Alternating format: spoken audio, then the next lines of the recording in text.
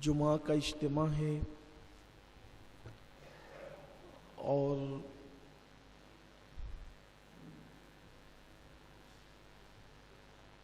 اسلامی نقطہ نظر سے یہ دن مومنوں کے لیے عید کا دن اور مغفرت کا دن ہے، اور سیدنا فاروق اعظم رضی اللہ تعالی عنہ نے اپنے زمانے میں دور خلافت میں عربی خطبے سے پہلے مقامی زبان میں وعظ و نصیحت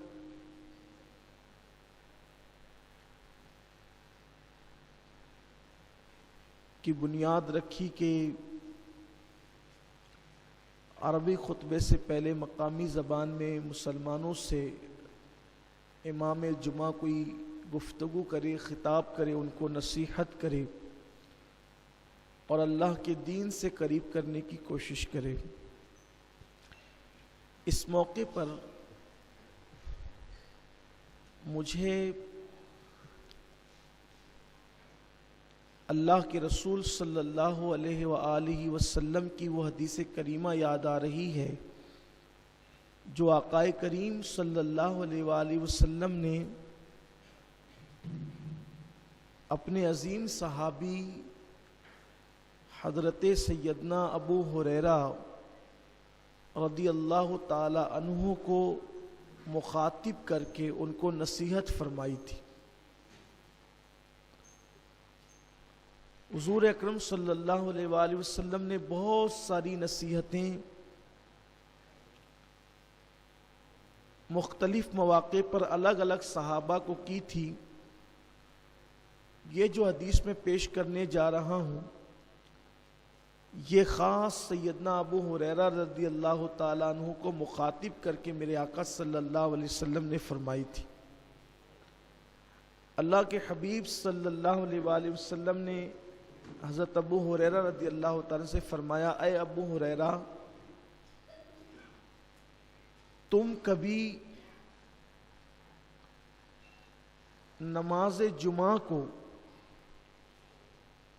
اور غسل جمعہ کو ترک مت کرنا۔ اپنی پوری زندگی میں چاہے جو ہو جائے کوشش کرنا کہ تم سے کبھی جمعہ کی نماز اور جمعہ کا غسل یہ ترک نہ ہو، بلکہ اللہ کے رسول صلی اللہ علیہ وآلہ وسلم نے یہاں تک فرمایا کہ بلا وجہ صرف سستی اور کاہلی کی وجہ سے اگر کوئی جمعہ کی نماز چھوڑ دیتا ہے، نماز جمعہ ترک کر دیتا ہے، تو گویا کہ وہ اپنے گلے سے اسلام کا پٹا اتار کر پھینک دیتا ہے۔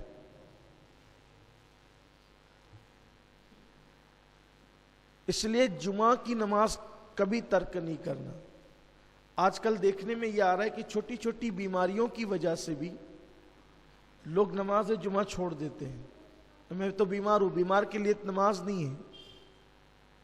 اول تو نماز مرے دم تک ہے۔ اگر ہم کھڑے ہو کر نماز نہیں پڑھ سکتے تو بیٹھ کے پڑھیں، بیٹھ کے نہیں پڑھ سکتے تو لیٹ کر پڑھیں۔ لیٹ کر بھی اگر ہمیں پڑھنے میں کوئی دقت ہے تو یہ جو آنکھ کی پلکیں ہیں اس کے اشارے سے پڑھیں۔ اسی لیے آپ دیکھیں کہ انسان کے جب سارے اعضاء ناکام ہو جاتے ہیں تو آخری تک کی آنکھ کی پلکیں کام کرتی ہے تاکہ آپ اس کے اشارے سے نماز پڑھ سکیں۔ چھوٹی چھوٹی چیزوں میں لوگ نماز جمعہ کو چھوڑ رہے ہیں، اور یہ چیز بھی بڑی بھیانک ہے کہ جمعہ کی نماز کے لیے مسلمانوں پر یہ لازم اور واجب ہے کہ جب اذان جمعہ ہو، اذا نودی للصلاة من یوم الجمعہ فاسعوا الی ذکر اللہ وذروا البیع، کہ جب تم اذان جمعہ سنو، تمہارے کانوں میں جمعہ کی اذان پہنچے تو اپنے کاروبار کو بند کر دو اور اللہ کے ذکر کے لیے مسجدوں کی طرف دوڑ پڑو۔ جمعہ کے دن حکم ہے کہ آپ جس مسجد سے جمعہ کی نماز پڑھنا چاہتے ہیں، جس مسجد میں پڑھنا چاہتے ہیں، اگر اس مسجد کی اذان کا وقت ہو جائے تو آپ کو اس وقت کاروبار چھوڑ دینا لازمی ہے۔ یہ جو خطبے تک لوگ آتے رہتے ہیں نا، یہ بدترین بدعت ہے۔ دور رسالت میں ایسا نہیں تھا، اور قرآن کا حکم یہی ہے کہ جب اذان جمعہ سنو سب چھوڑ کر کے مسجد کی طرف دوڑ پڑو اللہ کے ذکر کے لیے۔ تو سیدنا ابو ہریرہ رضی اللہ تعالیٰ عنہ سے میرے آقا صلی اللہ علیہ وسلم نے فرمایا کہ غسل جمعہ کبھی ترک نہیں کرنا اور نماز جمعہ کبھی ترک نہیں کرنا۔ لقمان حکیم نے بھی اپنے بیٹے کو کہا تھا کہ بیٹا کبھی جمعہ کا غسل نہیں چھوڑنا۔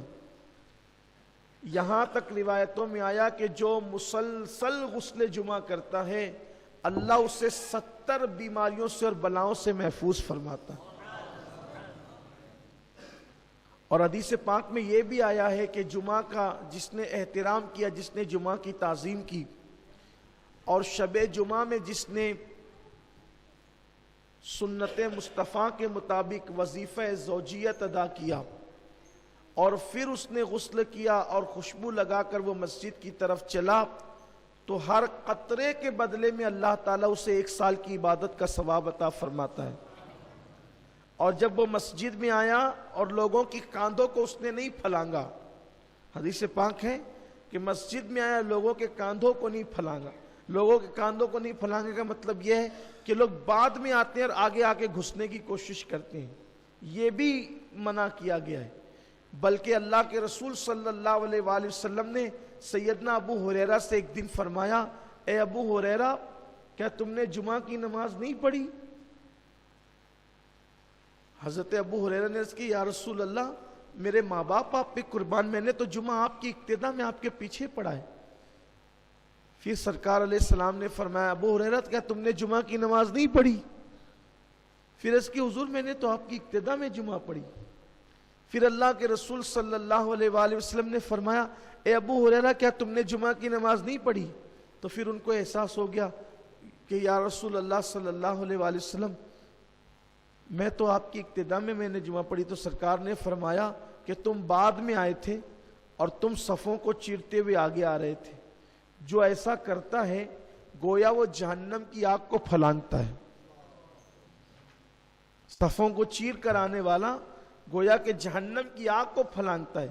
تو جو جمعہ کی برکت ہے، نماز جمعہ کی برکت ہے، تو صفوں کو چیر کر اور پھلانگ کر آنے والوں کے لیے ڈر ہے، خدشہ ہے کہ کہیں وہ جمعہ کی برکتوں سے محروم نہ ہو جائیں۔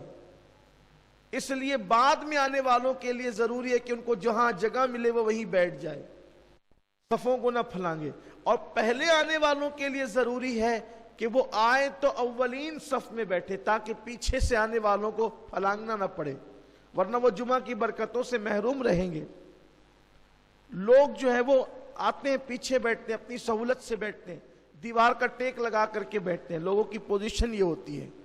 تو اس لیے جب جمعہ کی نماز کے لیے آؤ تو صفوں کو پھلانگ کر مت آؤ، جہاں جگہ ملے وہیں پر بیٹھ جاؤ، اور جو پہلے آئے وہ آگے آ کر کے بیٹھے۔